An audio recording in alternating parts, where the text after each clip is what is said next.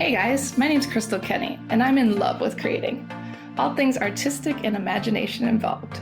I'm an American girl who chased her creative dreams all the way to Paris, France, making a living using photography.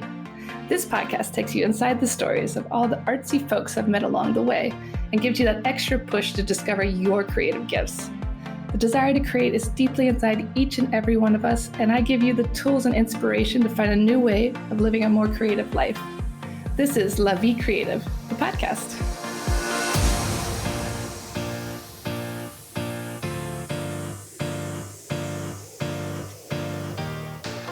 Claudine Hemingway is a descendant of famed writer Ernest Hemingway. We bumped into each other at a party and decided to team up and dive deep into French history, but with a twist, by bringing a spotlight to those lesser-known creatives in France. This is History with a Hemingway. So welcome back to Paris History Avec Hemingway. I'm back with Claudine, and today we are talking about the widows of Champagne. And if you've ever visited the Champagne region or listened to our past podcasts, you'll know that we are quite fond of the region and the women that built businesses there, because it wasn't an easy time to do it, but a lot of women were very successful running vineyards and caves and all that. So Claudine is going to give us more information today. Yeah, and we're just also very fond of champagne. Yeah, for sure. I mean, who doesn't love champagne? But it is actually pretty interesting. I mean, when you say the widows of Champagne, you know, one of course pops into your mind, and that is, of course, Madame Clicquot, Veuve Clicquot, whose entire, which means widow. Clicquot. So, but we've already talked about her before, and so we did that in the past episodes, so check that out. But there's a few other ones as well, and the reason why there are so many is because back then, at that time, going back to the 19th century, the only way for a woman to actually be able to head up a company was if she was a widow. So if you were just a single woman, or you tried to, you left and divorced your husband, you couldn't just all of a sudden go and start a company. You weren't allowed to. So you were allowed to as a widow, which is interesting. So that is why that's why you'll actually come across quite a few of them. But the first one was Lily Boulanger. And she was originally, her name was Elizabeth La de Lauriston Boubert, and she was born in October of 1899. She married Jacques Boulanger in 1923, who was the grandson of Jacques Joseph, who created the Boulanger Champagne in 1829. So quite a ways back, but that's not even the oldest one we'll talk about. Sparkling wine at the time had been made at that vineyard since 1650 by other people had that vineyard before in 1650, and most of it was exported out to England. So England's going to come up a lot in this, and then also another country that's in the news quite a bit this week. There was 3 men at the time that was working with Boulanger: Paul Renaud and Antoine Hennequin and Jacques Joseph Boulanger, and they created, it was originally called Boulanger Renaudin, and Renaudin had 0 descendants. He didn't have any children. So when he passed away, it just all stayed with the Boulanger family. Jacques Joseph and his son ended up marrying his daughter, or his daughter was married off as well. Jacques Joseph ended up marrying the Comtesse Villemar. They had 4 kids.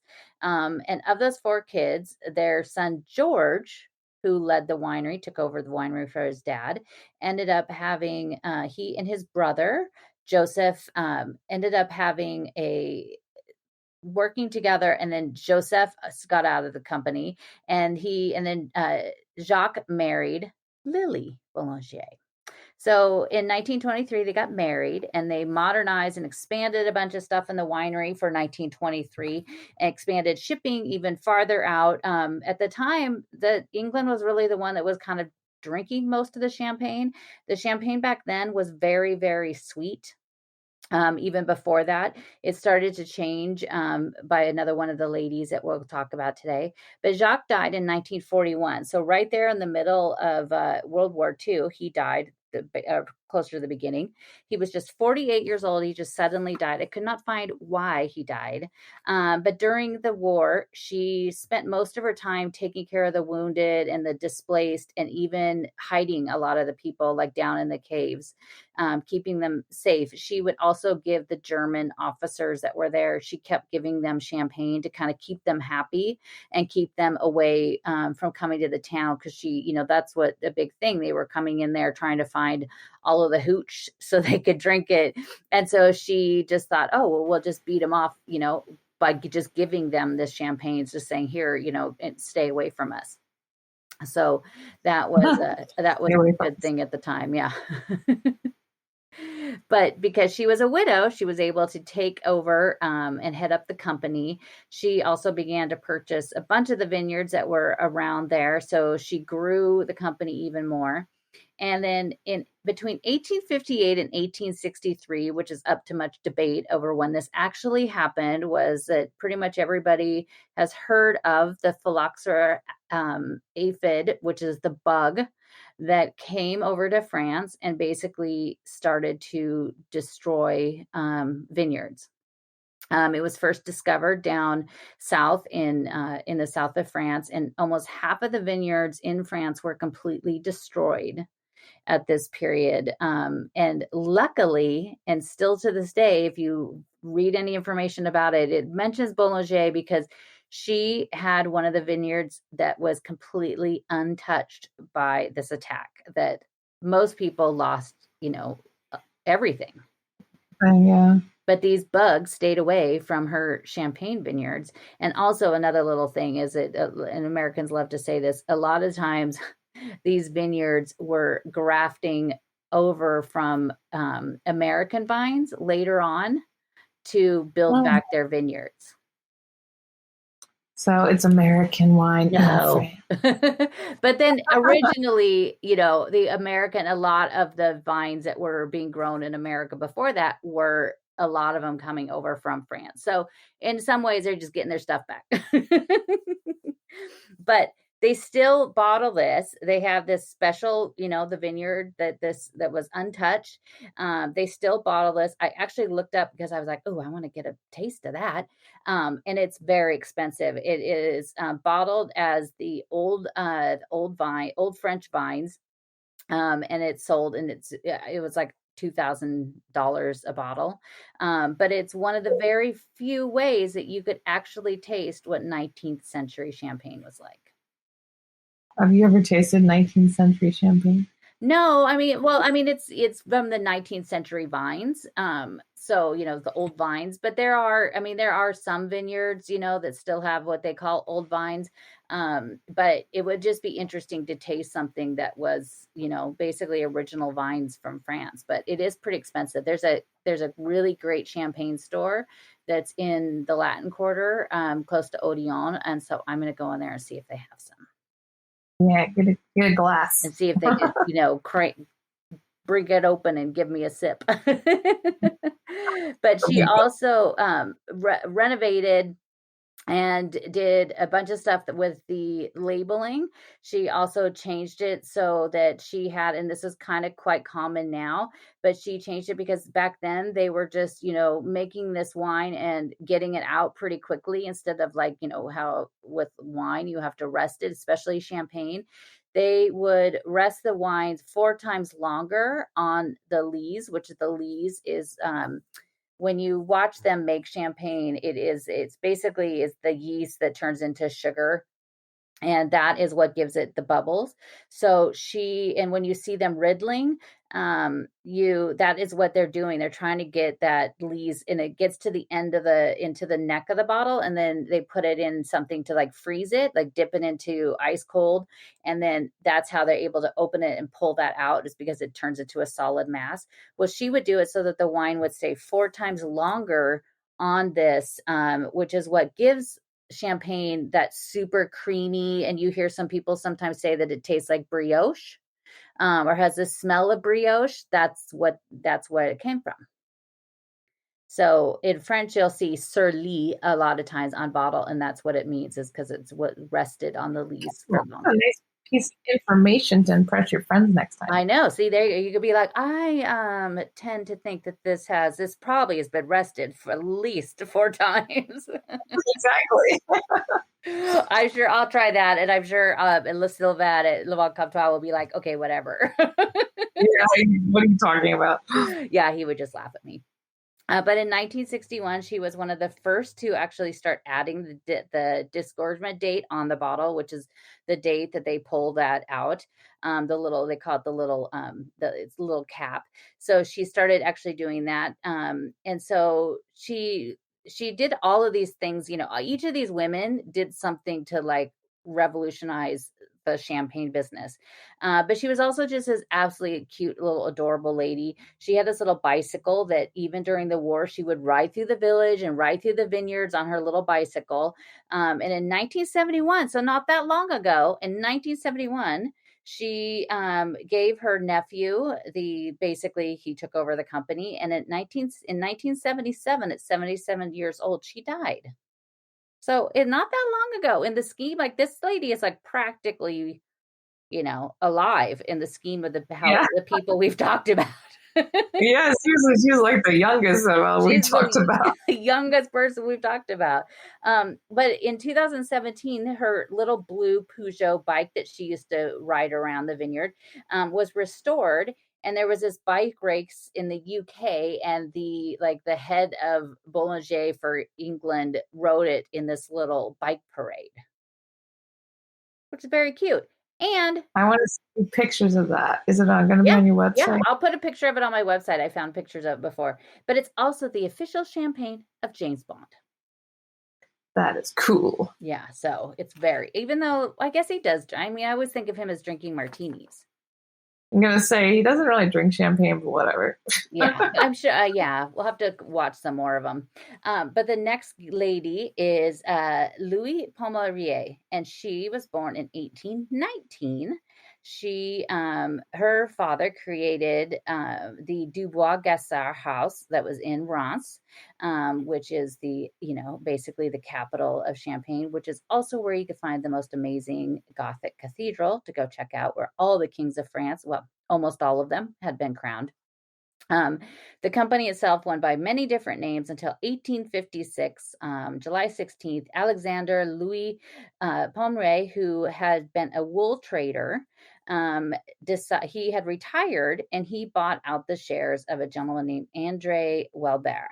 So in 1839, he married Jean-Alexandrine Louis Malin, who was going to be the Veuve Pommery. And it's also his name is Alexander. Her name was Alexandrie. Louis, there's Louise. There's just a lot. They had 2 kids. They had Louis in 1841. And then 16 years later, they had Louise in 1857. And it was in between that time, if you remember, in 1856 is when he hit the shares and bought into the champagne business, is because all of a sudden his wife, 16 years later, is pregnant again. And so he's thinking, he had his wool factory fortune that he retired from. And I think he thought, I got another mouth to feed. I better go back to work. So he went back and he went working for the champagne business. And then shortly after, on February 18th, 1858, he died. So Louise, his wife, was, inspired by the story of Veuve Clicquot, who was at that point, Veuve Clicquot had already passed away. So she was very inspired by the story of Madame Clicquot and decided to step in and take over at the winery. But at the time, they were making more red wine than they were making champagne. Mon Dieu.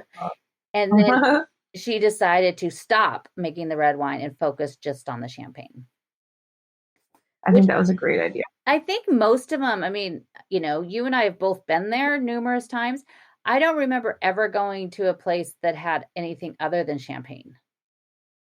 Yeah, no, you're right. I mean, here, most wineries in the States will focus on all different things, like there's ones, the friends I know that have wineries, they focus on like 14, 15 different varietals. So But there in France, it's different because it has to be, you know, if it's only Champagne, if it's from Champagne, it's only, you know, Bordeaux, if it's from Bordeaux. But I think some of them maybe make like, you know, a red Bordeaux and then, you know, the other whites from that region. But I don't think Champagne, I don't think I've seen a single one. And I'm sure there are some that make something other than Champagne. Yeah, that's a good question. We need to investigate. We better go down there and do some on the ground investigation. Exactly. You read my mind. And then do live videos from there where it would just be, we'll do it early in the day. We'll be like, we found 4 other kinds of wine. You're welcome. But she was way ahead of her time. She was one of the first wineries of champagne houses to actually create a brand of itself. Like basically she was like this early PR genius where she was marketing it and doing all of this stuff, like differentiating herself from everybody else, which most people at the time, I mean, they didn't have that. I mean, what did you have to promote things with? I mean, newspapers, that was about it. Yeah, it's true. Yeah, so she was one of the first people to do that. She did build a huge presence in, and I mentioned this earlier about another country, with Russia. Russia actually loved French champagne because it was extremely sweet. I mean, they were like sugar bombs of sweetness. And it wasn't until another lady came and changed that. But it was like they loved it. And that's what Madame Clicquot kept her in business, is because she figured out a way to get that champagne shipped off to Russia because the czars loved the taste of it. And that's what kept Madame Clicquot up and running during different wars. So those Russians liked. So somebody that's what we need to do. Let's go and get a whole bunch of super sweet wine and just send it to Russia. You're gonna say, how do we stop this conflict? We just solved it. Yeah, we just solved it. We just need to get a lot of sweet champagne and like just pour it on them. Yeah, I'll just calm right down. Ship it to the Kremlin. But they, you know, eventually that changed. But in 1850, she was producing over 2 million bottles in 1850. That's a lot. And at that time, when you go to Champagne in the region, I think it's in Epernay, where they're, oh my gosh, what's the name of the champagne? I'll remember it and put it on my website. But there is a street that they say that is like this one street that runs between all of the champagne houses. And once you get out of Reims, there's all those little tiny areas that have champagne houses. And I kind of actually liked when I went there the first time, it's like we just kind of started in Reims because I really had to see the cathedral. And then we got out of there and went to I would recommend just staying in the smaller places. But there's this one stretch of this road that they basically said it's like you're walking on gold. Like the street itself, what's underneath it is more valuable than gold because it's kilometers and kilometers of caves. And what Pommery did is she dug in Reims 18 kilometers of chalk caves underneath the city. So when you go into any of these towns in the Champagne area, there's almost more caves and streets under the city than there are above the city. That's crazy. I love that. Yeah. And there's some of them are really cool that you go down there inside, like Tattanger is really cool because you go down there and they're literally they were dug by the Romans. So you're standing there, and I remember being like, nobody on the tour could have cared less. I was amazed at the fact that I'm looking at these walls that were dug by Romans. Yeah, it's come like full circle in some ways. I don't think they ever expected their caves to be full of alcohol. No, and they also, like, if you go to Veuve Clicquot, they have like their caves were used as like a makeshift hospital, and so they still have like these red crosses on the chalk walls. And then you see, I mean, it's really fascinating, and when you really think, because Champagne was kind of they were definitely in World War I. They were a huge part, in the middle of that. And also World War II. So they've kind of had to go through both of this. The cathedral was destroyed at one point, almost completely leveled. There's pictures of it being like the roof of it totally being like blown off. So they had, these caves were used for not just storing wine, but, storing people, saving people. Yeah. Oh my gosh, it's so Yeah, and then she also would decorate it with art. And so if you go to that winery now, you could go down and they will have like modern art installations. Yeah, the one I went to, Pomeroy, Yeah. they did that part. Yeah, that was cool. Yeah, it's really cool. As when she was a young girl, she was sent off to England to go to boarding school, and that's where she noticed that in England, all of the students and people in England loved hard cider, and so at the time, that's when champagne was super sweet. That's when she got the idea to take out the sugar of the champagne when she was a kid, like she was in, high school, college age, thought, hey, this might be a good idea. So she was the very first one to create Brut Champagne in 1874, which She was today is like three-quarters of what is sold in the US in the world of champagne is Brut Champagne. oh wow, and she was the original. Yeah, so it's that extra, brut, and I always love extra brut because it's even drier. Mm. I don't like it when it's like super, super sweet. So between, Pommery and Bollinger, they, took out, so it's like they softened it and then they made it so it wasn't as sweet, and then which, oh, just that's the best part. That just good glass of brut champagne. But on March 18th, 1890, she died at her chateau near Reims. And at that time, her son and daughter took over. They stayed, and it stayed in the line of her family until 1979 and then LVMH took it over for about 10 years. And then now it's currently owned by the Franken Monopole. And so Franken Pommery is the official name. And I looked that up because I was like, is that a Russian company? But it is actually originally from Belgium. Ah, it sounds Russian. Yeah, but today, and you said you've been there, it's really cool. I mean, the building itself is amazing. It's called the Villa Demoiselle, and it's like Art Nouveau and Art Deco. It's really cool. You could even just go there just to do a tour of the buildings itself. Of course, if you're going to go there, I mean, you could haul all your cookies out there. You might as well get the champagne. But you could also go there. They have like a lovely little area to sit. You could get the champagne tasting and sit outside on a lovely day. But it is really cool. One of the really cool things I discovered when I was looking something up about her is that she had purchased this painting that's a pretty famous painting that's in the Orsay by Jean-Francois Millet, and it's the three women that are basically harvesting this field, and so you see one of them, they're leaning over and picking wheat. It's this really, really beautiful. I mean, it almost looks like a photograph. It's such an amazing painting. But she ended up giving it to the Louvre in 1890, and now it's at the Orsay. So I love that she like donated to a real museum. That's yeah. so wild. And then the painting is pretty close to the huge painting that Rosa Bonheur, who we've also talked about before. It's off there, kind of. If you're looking up at the big clock on the wall in the middle section of the museum, it's off to the right, but it's pretty cool to see. There's also Mathilde Emilie Laurent Perrier. She was born in 1852. She came from a very wealthy family. Her father was into farming, but he made a lot of money in it. He had a lot of land.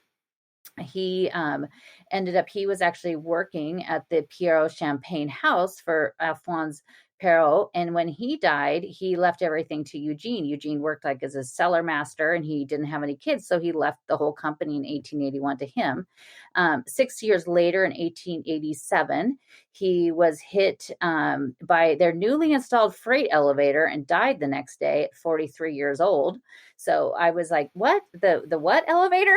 That's such bad luck.